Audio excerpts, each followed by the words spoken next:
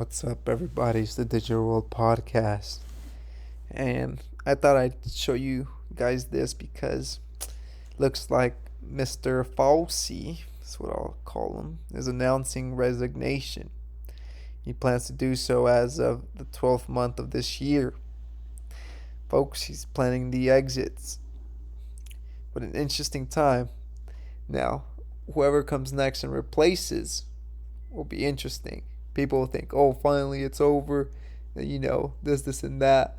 Don't attach, in this case, be careful with attaching the end of an era to an individual because it's a system, and the next person could be worse. So, anyways, on to the next thing. This is something we have to take into account, especially with a lot of the spending that's happening, especially with the Inflation Reduction Act, which is doing the exact opposite of what it says it's going to do. And in addition to that, they're hiring 87,000 new IRS agents so that they can come and squeeze every single dollar out of you. This says a government that forces you to account to them for the way you spend your money but refuses to be accountable to you for how they spend your money should be immediately replaced. Folks, don't turn a blind eye because it's happening. And little by little, your freedoms and privacy are being curtailed. Now, this is another quote. It is difficult to get a man to understand something when his salary depends upon his not understanding it. And this, you know, quite directly applies to the ESG movement, right? Climate change, the plan, and you can finish that, with the scariant. It applies to economists who, the white shoe boys, for example. It's all part of the game, and people will do whatever they need to just to get that salary. And it's a sad state of affairs. You have to be principled because without principles, you're very likely to fall easily. And you have to be very thorough in your understanding of what you believe. Here we see a chart. Nearly 8% of U.S. homes for sale have cut their asking price over the last 4 weeks, the highest percentage we've seen since Redfin started tracking the data in 2015. We're going into a downturn. I believe that heading into 2023, we're going to see a very serious downturn. Right now, people are starting to feel the pinch. You see it taking place in Europe with the prices of energy going through the roof. I have a feeling what we're going to see, I do believe there's one last, you know, push up in the market. But I was thinking that maybe, just maybe, this last push, while it, yes, may be euphoric, it won't be the same as previous euphoric markets. It, because people won't have the money to spend. It'll have to be, I mean, there's many ways it can go about, but in the same way in which you saw the crypto market double top, right?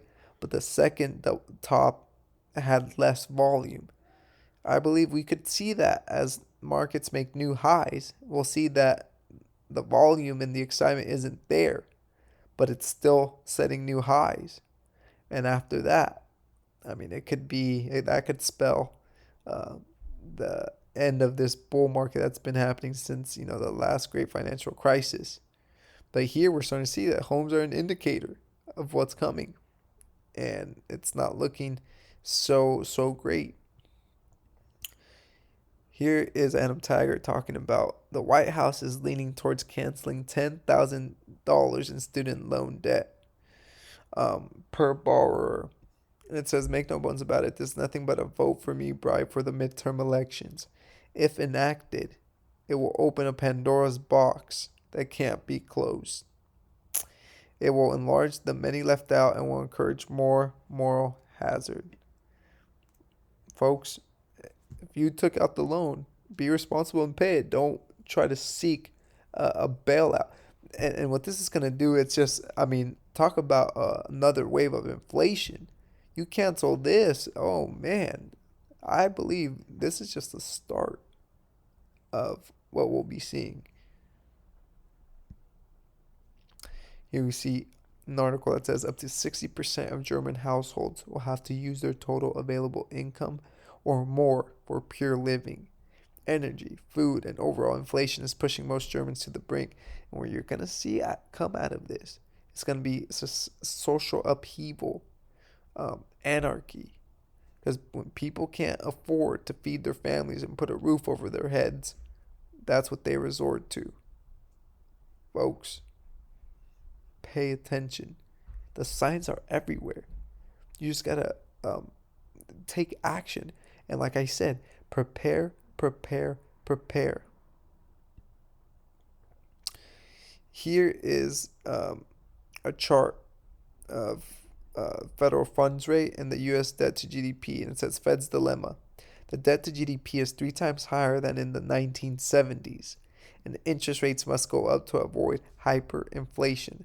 But with government revenue of only $4 trillion dollars and a debt of $31 trillion dollars, it would only make an interest rate of 13% for interest expenses to equal all government revenue. Not a pretty sight. And just remember, never cry about your past. Cry about your future. Everything is going to get worse. That's a little meme to get you guys uplifted. Folks, again, on a more serious note, prepare, prepare, prepare. This series of news that I share is not to scare you, to make you feel horrified or scared. No, it's so that you know the information and that you act appropriately.